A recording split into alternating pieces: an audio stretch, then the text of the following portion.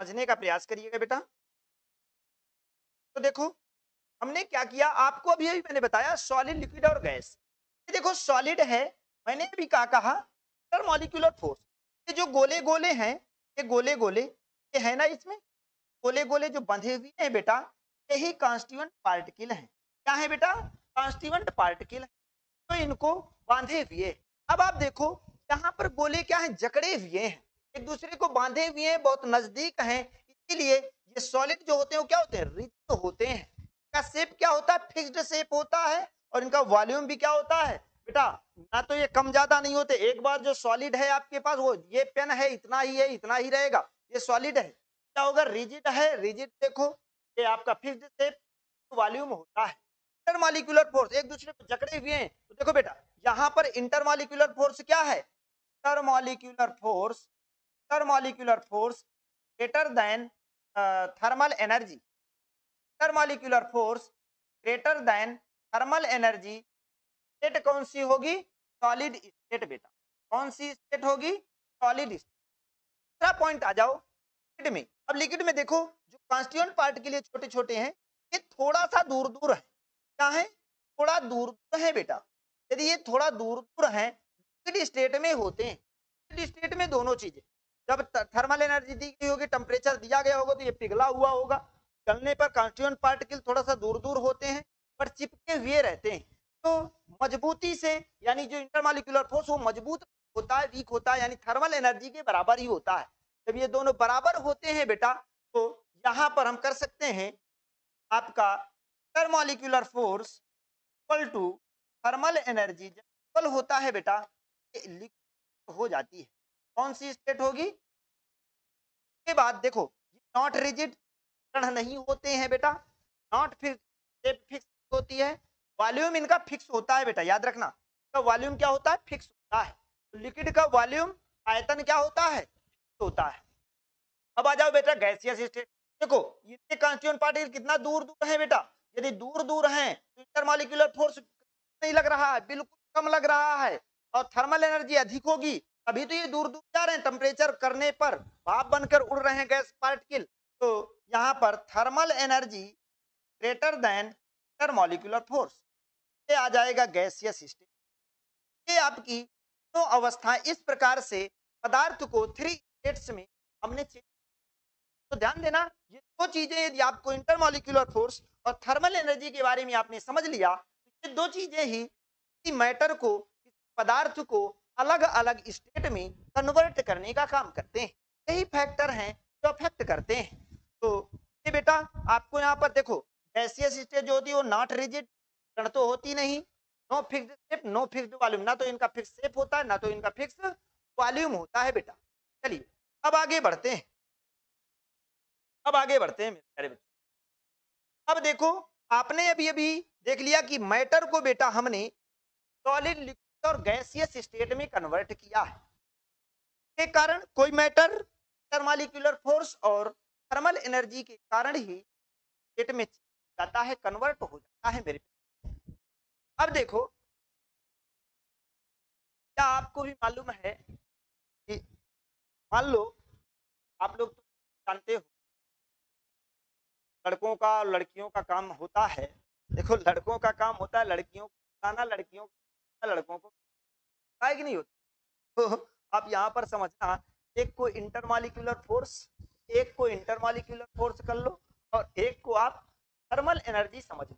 यदि thermal energy जितना ज्यादा टेम्परेचर दिया जाएगा, वो यानी लड़की जितना लड़के के पास आती है, लड़की जितना लड़के के पास आती है वो उतना ही ज्यादा पिघलता जाता है। पिघलता है कि नहीं पिघलता, तो यदि वो पिघलता है यानी थर्मल एनर्जी, टेम्परेचर अधिक हाई हो रहा है मेरे प्यारे बच्चों, और यदि टेम्परेचर अधिक हो रहा है तो क्या होगा, बहकावे में आ गया, गैस बन के उड़ गया बेटा। थर्मल एनर्जी अधिक होने में को पकड़ में नहीं आता, इंडिपेंडेंट हो जाता है, स्वतंत्र हो जाता है मेरे प्यारे बच्चों। तो देखो पार्टिकल्स कंपेयर करो बेटा, पार्टिकल कंपेयर, सॉलिड में पार्टिकल क्या होते हैं, टाइटली पैक्ड होते हैं। क्या होते हैं, टाइटली पैक्ड होते हैं। लिक्विड में क्या होता है, लूज पैक्ड हो। और गैसियस, गैसेस में क्या होता है, इंडिपेंडेंट, स्वतंत्र हो जाते हैं। जब बेटा थर्मल एनर्जी लड़की थर्मल एनर्जी के रूप में पास में आती है तो लड़का क्या होता है वहां पर बहुत ज्यादा पिघल जाता है और पिघलने के बाद धीरे धीरे वो गैस बन के यानी बहकावे में आकर फिर इधर उधर भटकने लगे, फिर वो किसी के कब्जे में नहीं रहता है। इंडिपेंडेंट स्वतंत्र हो जाना भैया, यहाँ पर क्या टाइटली पैक्ड और गैसियस स्टेट क्या होती है, जितना ज्यादा टेम्परेचर दिया जाएगा यानी टेम्परेचर यदि ज्यादा हो जाता है तो वो इंडिपेंडेंट स्वतंत्र हो जाते हैं पार्टिकल। चलिए शेप के बारे में बेटा देख लें। देखो सॉलिड का जो शेप होता है वो फिक्स, सॉलिड ये अपने आप में सॉलिड है, फिक्स है, नॉट लिक्विड। थोड़ा पिघलता है नहीं रहता, जो थोड़ा पिघलता है वो फिक्स नहीं रहता। लड़की का फोन आता है, हेलो क्या कर रहे हो, खाना खाए हो, अच्छा खाना खा लिए, इतने में लड़का खुश रहे, खाना खाने को आज पूछ बहुत अच्छा हुआ और इतने में खुश रहता है तो अपने आप में लड़की का फोन आ जाता है, आज आपसे रात भर बात करनी, रात भर बात करनी तो नॉट फिक्स, अपने आप में फिक्स ही नहीं है, वो क्या है अपने आप में फिक्स। और गैस, गैस बन के तो जब उड़ गया, जब चला गया घर से बाहर चला गया फिर तो वो कब्जे में है ही नहीं, इंडिपेंडेंट, तो ये नॉट फिक्स। अरे बच्चों शेप क्या होता है, फिक्स्ड होता है सॉलिड का, नॉट फिक्स्ड, और गैस में नॉट फिक्स्ड। वॉल्यूम की बात कर लें, आयतन, आयतन बेटा क्या होता है, जब तक सॉलिड होता है तो फिक्स होता है, जो होता है तब तक फिक्स होता है, बट जब गैस में हो जाता है तो not fixed, volume not fixed, आयतन ना उसका वॉल्यूम है फिर फिक्स नहीं रहता है। बात कर लें दृढ़ता, जब सॉलिड्स में होता है तो हाई होता है, यानी सॉलिड हाई होता है, रिजिडिटी दृढ़ मजबूती लेस हो जाती है लिक्विड में, और गैसेस में नेग्लिजिबल होती है। के बाद फोर्स की बात करें, इंटरमॉलिक्यूलर फोर्स जो आपने अभी देखा, तो सॉलिड में इंटरमॉलिक्यूलर फोर्स क्या होता है, स्ट्रांग होता है, अधिक होता है, अभी अब आपने देखा है। इंटरमीडिएट होता है, ना तो बहुत ज्यादा होता है ना तो बहुत कम होता है, और गैस में बहुत कम होता है, वीकेस्ट होता है बेटा, ये भी याद रखना, कर लेना। फ्लूइडिटी की बात करें, नॉट अ चांस, फ्लूइड तो होता नहीं, सॉलिड जो होता है वो फ्लूइड तो होता नहीं, बहता तो है नहीं, तो आप देखते हो कि फ्लूइड होता है, गैस भी आपकी फ्लूइड फॉर्म में पाई जाती है। कंप्रेसिबिलिटी बात करें, कंप्रेसिबिलिटी, कंप्रेसिबिलिटी यानी उसकी तन्यता, कंप्रेस करना, खींचातानी, क्या इसको सॉलिड को हम खींच तान सकते हैं, कर सकते हैं, टाइट होता है, और गैस में हाईली कंप्रेसिबिलिटी।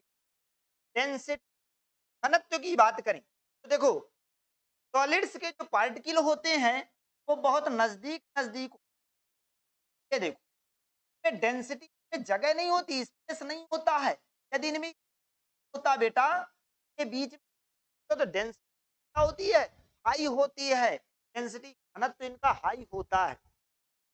मान लो एक कमरे में घनत्व होता क्या, एक कमरे में 100 लोग हैं और दूसरे कमरे में 50 लोग, दोनों बराबर के कमरे हैं, तो घनत्व किसका ज्यादा होगा, इसका का घनत्व, यानी सिंपल सा, जितने पार्टिकल जितना नजदीक नजदीक होंगे डेंसिटी अधिक होगी, डेंसिटी लो होती है और इसकी बहुत ही लो होती, वेरी लो, इंडिपेंडेंस रहते हैं। डिफ्यूजिबिलिटी की बात करें नहीं होती, नहीं होता है, थोड़ा कम होता है, इसमें ज्यादा डिफ्यूजन, गैस में डिफ्यूजन यानी गैस के सिलेंडर तो फटते हैं मेरे भाई, गैस के सिलेंडर तो फटते हैं, डिफ्यूजन इनमें हाई होता है। काइनेटिक एनर्जी लो होती है, इंटरमीडिएट, और काइनेटिक एनर्जी गतिज ऊर्जा, गति करने की, मूव करने की गैसेस में अधिक, गैसेस में क्या होती है, अधिक होती है। एग्जाम्पल की बात करें, देखो सॉलिड की crystalline and amorphous solid two type के हो जाते हैं, ऑल फ्लूइड जितने भी फ्लूइड है सभी लिक्विड होते हैं, gases oxygen, carbon dioxide, sulphur dioxide, nitrogen oxide, ये सभी क्या हैं, ये आपकी गैसेस हैं, ये आपको कर लेना है मेरे प्यारे बच्चों। आप, आई होप आप सभी को बेहतरीन ढंग से ये चीजें समझ में आ गई होंगी, हम क्या बताए हैं, ये चीजें आपको क्लियर हो गई होंगी, तो आप करने का प्रयास करो, सभी लोग अच्छे से नोट्स बनाइएगा, बेहतरीन ढंग से नोट्स का प्रयास करिए। चलिए